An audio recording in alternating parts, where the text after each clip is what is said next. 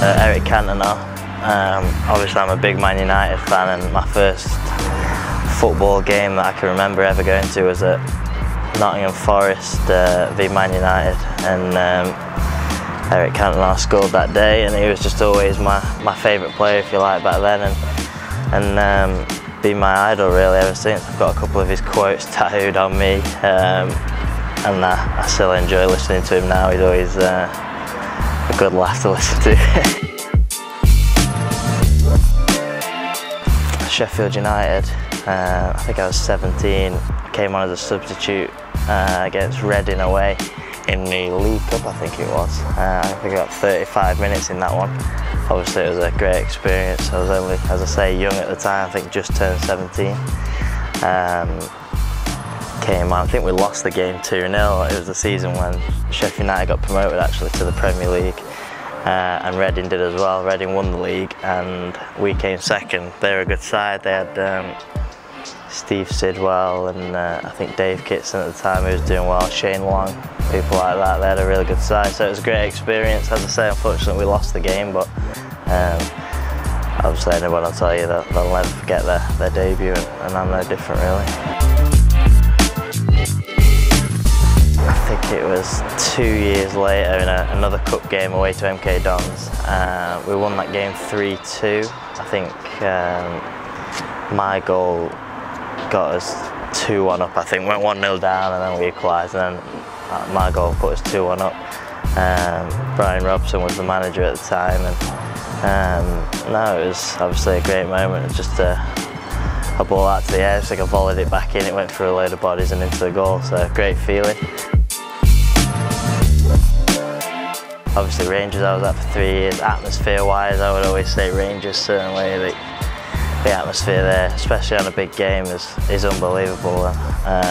So atmosphere-wise, I'd probably say Rangers. I think stadium-wise, maybe Newcastle. Made my Premier League debut there actually as an 18-year-old. Came on for 1 minute, I think, didn't touch the ball. Neil Warnock put me on up front and just told me to run around, so that's what I did. Obviously played with Carl Walker at Sheffield United.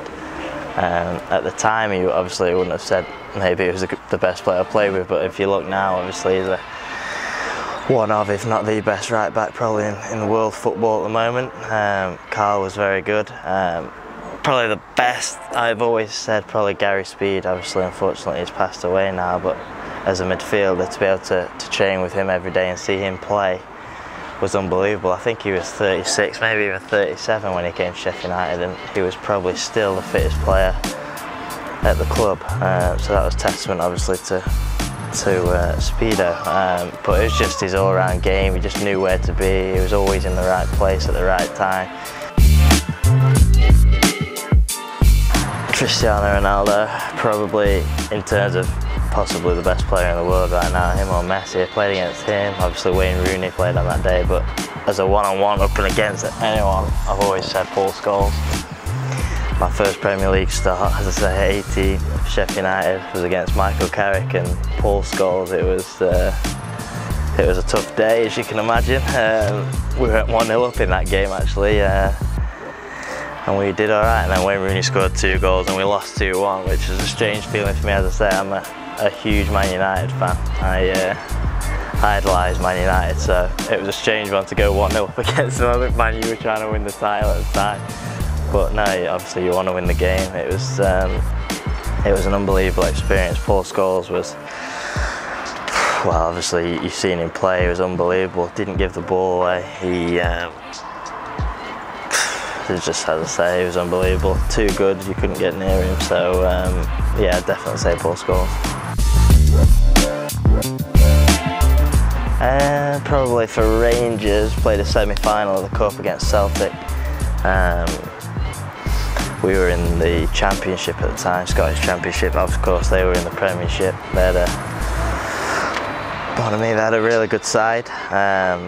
I think obviously it was a huge game. I think it was the first game Rangers v Celtic since Rangers got relegated to the bottom. I don't think anybody really gave us a chance in the game anyway, to be honest, but I think it was the way we lost the game was disappointing. I don't think we even had a shot on target or even a shot in the game, to be honest. We were well beaten. It's quite an embarrassment, really. That day it was difficult, and obviously quite the backlash from the end of, at the end of that game, as you can imagine, from fans and newspapers and things like that. So I'd probably say that one. It wasn't professional. I can remember in a youth team game once I was at Sheffield United. We had a tournament in Italy, and I think it was maybe drawing 0-0. I think it was the semi-final of the competition, and I can't remember, someone went down, the ball got kicked out, and then the referee put the ball down for the striker to kick it back, and he just ran through and scored.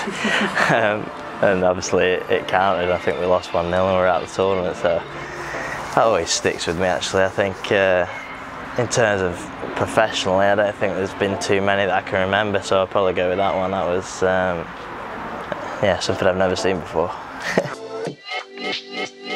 Touch wood, obviously I've never had too many injuries. The only injury I've ever had that obviously required surgery was my shoulder. I was at Sheffield United again.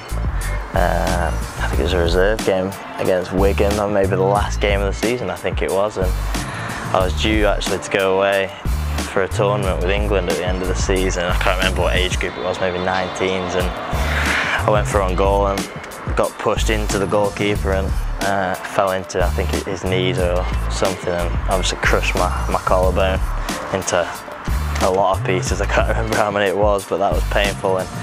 And of course then I missed the summer and then the pre-season in the season after, so it was quite a bad injury, so I'd certainly say that one.